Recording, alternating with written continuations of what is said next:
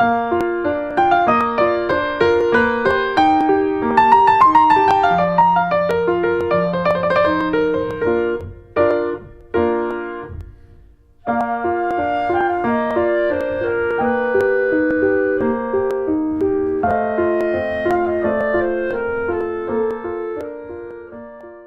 voyage toujours sur la Haute-Savoie, ne serait-ce qu'à 20 ou 30 km dans des vallées parallèles à toutes ces vallées qu'on vient de citer.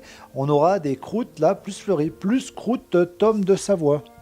Donc c'est des traditions, je dirais, plus faciles à fabriquer, mais je dirais là c'est des caves bien particulières qui sont uniques pour ce type de fromage.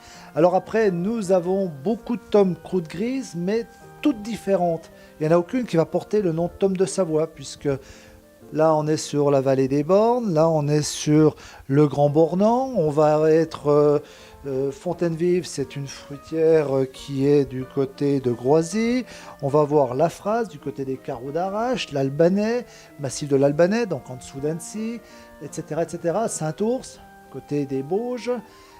Donc tout ça va être, je dirais, on garde ces noms-là pour garder les traditions de chaque vallée, chaque producteur ou chaque fruitière.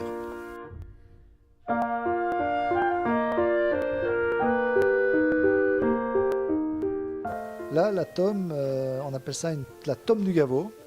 Le Gaveau, c'est un plateau situé au-dessus de Thonon, à peu près à 700 mètres d'altitude. On est à 10 km de Thonon. Donc à 700 mètres d'altitude, on retrouve donc une belle floraison et donc on est sur toujours de la croûte lavée, tradition, donc toujours du Chablais. Cet tome a la particularité donc d'avoir quelques petites ouvertures et donc d'avoir une légère amertume. L'amertume est traditionnelle dans le Chablais. À l'origine, même les abondances avaient une petite amertume.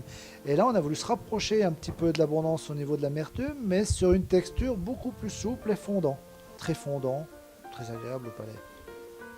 Et là, il faut des fromages qui soient affinés à peu près 3 mois. Et là, on est vraiment sur quelque chose qui va bien.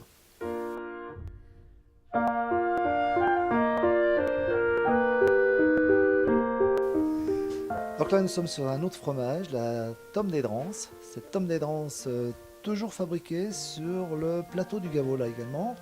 Nous sommes sur un fromage assez proche de l'abondance. Proche par la forme, ça pourrait être le même moule, à part les talons qui sont droits, qui ne sont pas concaves. Je dirais que la texture, elle, va être un petit peu plus ferme. Alors, ça va être ferme ou souple suivant les saisons. Là, on est sur des fromages d'été, donc les fromages sont égouttés un peu plus rapidement. La race de bête, on est plus sur de la Montbéliarde, là.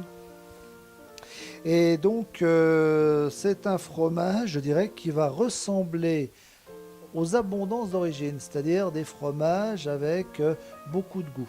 Là, on va être sur 12 mois minimum pour vraiment avoir ce goût assez prononcé, légère amertume, texture assez ferme également pour là.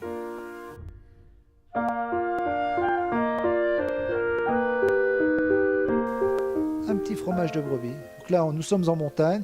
C'est un fromage qui est fabriqué aux alentours de 1100 mètres d'altitude, qui à l'origine était fabriqué par un seul producteur du côté de Châtel. On a mis 3 ans pour avoir ce fromage là maintenant. Sa période de production va être du mois de décembre jusqu'à juin, juillet, on arrive à tirer des fois, même peut-être un peu plus.